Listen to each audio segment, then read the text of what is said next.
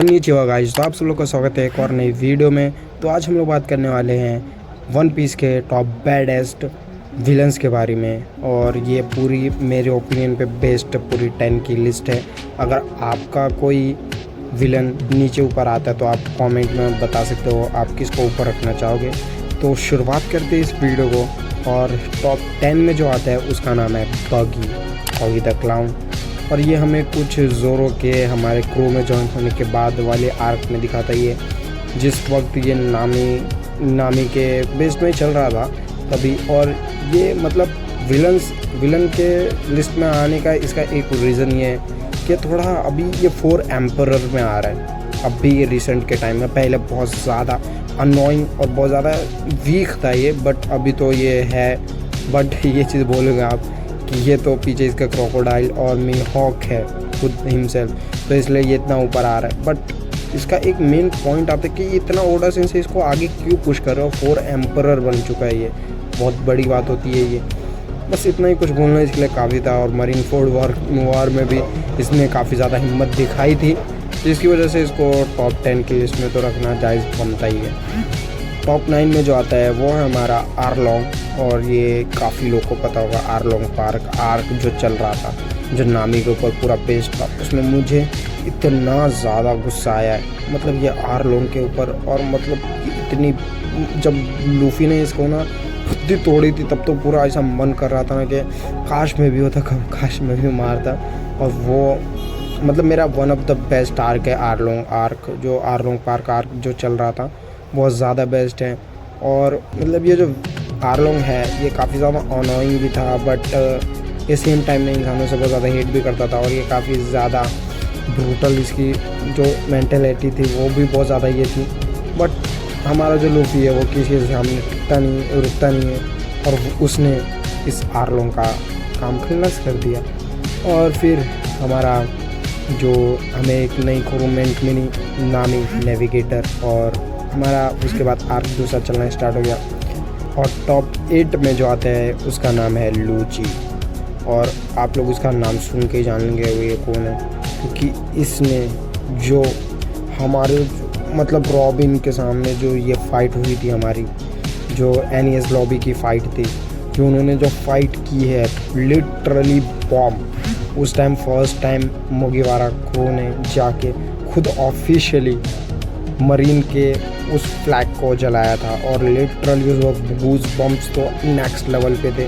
और जो फाइट हुई थी लूची वर्सेस लूफी के अगेंस्ट जो फाइट हुई थी वो one of the best fight है पूरे इंटायर वन पीस में। और आप लोग इसके काफ़ी ज़्यादा फैंस भी हो गए। और ये लूची काफ़ी अलग तरीके का डिसीज़न लेके अपनी जो गवर्नमेंट की जो एकदम पॉलिसी थोपने की कोशिश करता है, काफ़ी ज़्यादा अलग तरीके से इसका जो बोल सकते हैं जस्टिस बहुत ज़्यादा अलग तरीके का है लूची का। और हम लोग देख सकते हैं आगे के वानो आर्क में भी, अभी जैसा मैं पढ़ चुका मैं और कॉटेड हूँ उसके साथ। और हम देख चुके हैं एग हेड आइलैंड में जैसा कि इसने फाइट वापस से किया लूफी से, और ये भी अवेक हो चुका है इसका। मैं स्पॉइलर अलर्ट, अवेक इसका फ्रूट हो चुका है। ये इसके लिए इतना बोलना काफ़ी है मेरे ख्याल से। तो अब हम लोग बढ़ते हैं अपने नेक्स्ट की तरफ, जो आता है हमारा टॉप 7 में जो आता है वो है अकाई। और इसका नाम सुन के तुम लोग को बहुत ज़्यादा गुस्सा आया होगा। और मोस्ट हेटेड कैरेक्टर में ये तो मेरे ख्याल से तो टॉप 2 टॉप 1 के आसपास में आता है ये, क्योंकि इतना ज़्यादा हेटेड कैरेक्टर और ये इतना ज़्यादा अनोइंग लगता है मुझे। भले ये जस्टिस के लिए लड़ रहा है, बट इसकी जस्टिस ज़रा भी जस्टिस नहीं लगती है मुझे।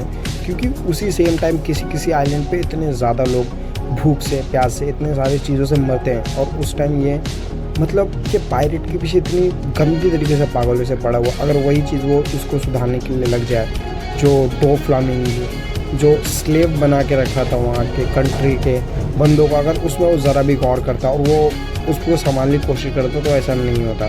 बट ठीक किसने किया? लूफी ने। और वो लूफी को ही मारने के पीछे पड़ा। और सबसे बड़ा रीज़न जो इसको हेट करने के लिए वो है एस को मारना। मतलब what the fuck is going, इसको मारो यार। मेरे को उस टाइम लगा था ना कि गार्ब ने ऐसा क्यों किया। What the fuck is going. भाई गार्ब अपने ही पोते को मारता हुआ देखता है, जब मतलब ये चीज़ हम लोग समझ सकते कि गार्ब नहीं चाह रहा था, उसको मारने के लिए जा रहा था, बट क्या बोल सकते हैं, सन गोकू ने उनको रोक दिया था। बट ये सबसे ज़्यादा अनोइंग और हेटेड कैरेक्टर भाई, इसका मुंह देखो यार, मेरे को बहुत गुस्सा आता है इसका मुंह, तो बहुत अनोइंग लगता है। तो अब हम लोग बढ़ते हैं टॉप 6 में जो आती है वो है हमारी बिग मॉम। अब तुम लोग इसका नाम सुन के बोलोगे ये भाई इतनी नीचे, वो भी 4th एम्परर में से एम्परर में ये आती है और इसको इतना नीचे, मतलब अब मेरे ख्याल से तो ये नीचे ही आएगी, क्योंकि अब मैं एक टाइम के लिए बोलूँ तो इसकी लूफी ने भी वाट लगा दी थी। और फिर उसके बाद आप लोग देखोगे वानो में लॉ और किड इन दोनों ने मिलकर इसको भर दिया था, और इसी की वजह से मुझे ये थोड़ा नीचे लगने लगी है मेरे को। अब उतनी ऊपर मुझे नहीं लगती है ये।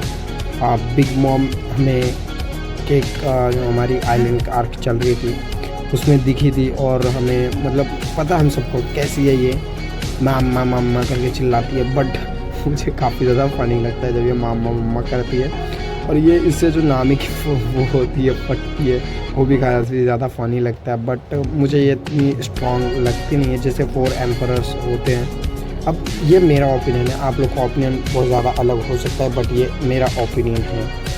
और हम लोग बढ़ते अपने टॉप 5 में आ चुके हैं, हम टॉप 5 के लिस्ट में, और टॉप 5 में हम पढ़ते हैं। तो टॉप 5 में जो आता है उसका नाम है काटाकुरी। अब आप लोग शॉक हो गए कि बिग मॉम पायरेट के जो सन है उसी में से काटाकुरी उसके ऊपर कैसे आ गया। बट ये मुझे लगता है कि काटाकुरी बिग मॉम से ऊपर रहना डिज़र्व करता है, क्योंकि लूफी से जो उसकी फ़ाइट थी पूरी फेयर फाइट चल रही थी, और इतनी ज़्यादा ऑसम फाइट थी, लिटरली मैंने उसको स्किप एक ज़रा भी नहीं किया। मतलब मुझे इतनी ऑसम फाइट लगी है दोनों की। और काटाकुरी इज़ द ऑसम विलन, मुझे जहाँ तक लगता है वो बहुत ऑसम विलन है भाई। मतलब एकदम ऑनेस्ट रह के जो विलन काम करते हो वैसे टाइप में है वो, और इससे ज़्यादा बोलने की ज़रूरत नहीं है मुझे। काटाकुरी आप लोग खुद जानते हो कितना बेस्ट ऑब्जर्वेशन हाथी था उसके पास, मतलब है, अभी मरा नहीं है वो है। तो अब बढ़ते हैं हमारे नेक्स्ट 4th नंबर पे जो आता है उसका नाम है क्रोकोडाइल। और आप लोग श्योर हो क्रोकोडाइल कहाँ से आ गया, और क्रोकोडाइल के बारे में हमें पता चला था जब हम, तो ऑसम लगता है, मतलब लिटरली वो उसके बाद मेरा ये बेस्ट विलन बन गया था और मेरे दिल जीत लिया था इसमें। बस इतना ही बोलने के लिए, अभी तो ये धूम मचा ही रहा है मीहॉक के साथ और बगी के साथ मिलकर, तो इतना टॉप का ऑर्गेनाइजेशन चला रहा है जो, मतलब इसके ऊपर हम अगली एक पूरी सेपरेट वीडियो बना सकते हैं हम बगी के पूरे क्रू के बारे में। तो अब हम बढ़ते हैं टॉप 3 के अंदर, और टॉप 3 में जो आता है उसका नाम है डोफ्लामिंगो हिमसेल्फ, जोकर भी इसे बहुत जन बोलते हैं। और ये जो है मोस्ट बैडेस्ट और मोस्ट, मतलब समझ लो इसकी बैक की स्टोरी भी कनेक्टेड हो गई थी मुझसे, और ये हमें आर्ट में दिखता है, मतलब उसका जो ये था ना ऑरा, वो भी काफ़ी ज़्यादा अलग था। और ये फनी टाइप में रह के इतना इसका जो हंसी था ना वो काफ़ी ज़्यादा बैडेस्ट था। जो इसकी हाक की क्रश हुई थी, जो इसके लूफी के साथ जो वॉर हुई थी, कितनी बेस्ट थी। तुम फाइट देखो, लिटरली अफेक करके जो उसने किया था फाइट, मतलब लिटरली बेस्ट। इसलिए डोफ्लामिंगो मुझे बहुत ज़्यादा बेस्ट भी लगता है, बट उसकी जो हरकत है बहुत ज़्यादा अनोइंग है।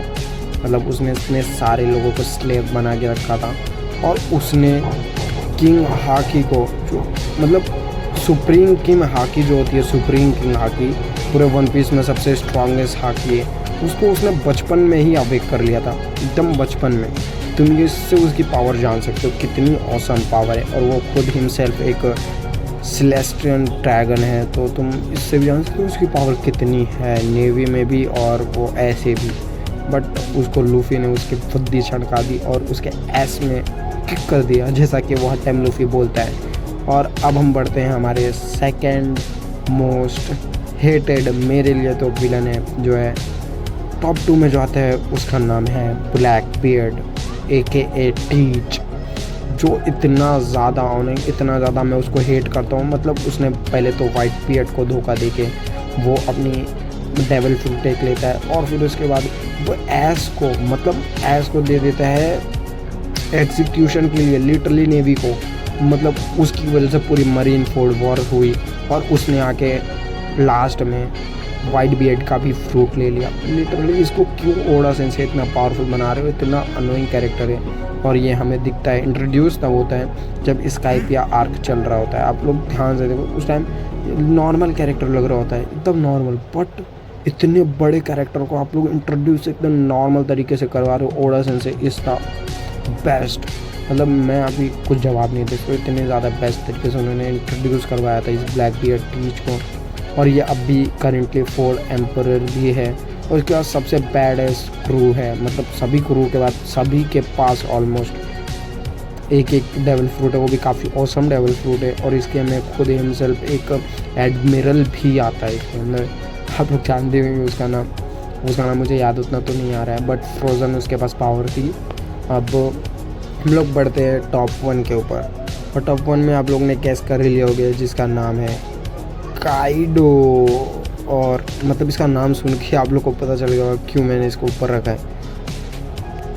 लिटरली ये एक ऐसा विलन है जो हमें इंट्रोड्यूस होता ही है, जो अपना सुसाइड कर रहा होता है, बट ये सुसाइड ही नहीं कर पाता है। इतने ऊपर से जंप करने के बाद भी ये सुसाइड नहीं कर पाता है। रे इंट्रोड्यूस देखो तुम किस तरीके का इसकी मतलब स्क्रिप्ट लिखी गई है कि सुसाइड करते हुए विलन को हमें इंट्रोड्यूस करवाया गया है। और ये लिटरली इतना बैडेस्ट कैरेक्टर है कि लूफी को इसने मतलब इतने पावरफुल हो चुका है लूफी, ऊपर से मतलब टॉप नॉच एकदम पावरफुल हो चुका है, वो तो कोई डाउट है ही नहीं। बट इतने पावरफुल होने के बाद भी लूफी को 4 से 5 बार तो उसी एक रात में सिंगल रात में हराया था। और उसके साथ काइडो को मारने में हज़ारों से मतलब हमारे जो सामुराई है वो लोग भी लगे हुए थे। उन किड से, जोरो से और फिर लॉ से सबसे फाइट करने के बाद जब एकदम अवेकिंग हो जाता है हमारा गम गम नोमी, जब स्पॉइलर अलर्ट, गम गम नोमी जो नीका बन जाता है, सन गॉड नीका गम गम नोमी जब बन जाता है, जब अवेक हो जाता है लूफी की पावर और वो गियर 5 अवेक कर लेता है, तब जाके कहीं काइडो डिफीट होता है। सोचो इसी से तुम कितना ज़्यादा पावरफुल विलन है ये। और इसी से मैं बोलता हूँ Oda Sensei is the best writer, मतलब राइटर और मांगा राइटर। मतलब क्योंकि तुम इसे सोचो, जब ये वाली फ़ाइट इतनी ज़्यादा ऑसम और इतनी ज़्यादा बैडेस्ट है तो फाइनल फाइट कैसी होगी। और ये फाइनल सागा चल रहा है, बट इसमें आर्क आएंगे, बट ये फाइनल सागा चल रहा है, उन्होंने खुद भी बोला था। और मतलब लिटरली अभी तो सब इंतज़ार कर रहे हैं कि लूफी का गियर 5 कब आएगा, और मैं भी बहुत ज़्यादा वेट में हूँ कि गियर 5 कब आए, कब मैं देखूँ गियर 5 को। और आप लोग भी वेट में होंगे। और बस इतनी थी है आज की ये टॉप 10 की वीडियो। तो मिलते किसी और वीडियो में, और आप लोग अपना ओपिनियन कमेंट सेक्शन में डाउन कर सकते हो। तो आप लोग अपना बताना ये कौन आपके हिसाब से टॉप 1 में टॉप 2 में आ सकता था। तो मिलते किसी और वीडियो में, तब तक के लिए सायोनारा। बट एक चीज़ आप लोग प्लीज़ सब्सक्राइब कर दो, क्योंकि आप लोग सब्सक्राइब नहीं कर रहे हो, सब्सक्राइब कर दो प्लीज़। अगर कंटेंट पसंद आ रहा है, अगर कुछ इसमें कमी लग रही है तो आप मुझे कमेंट में बता सकते हो भी चीज़। तो मिलते किसी और वीडियो में, सायोनारा।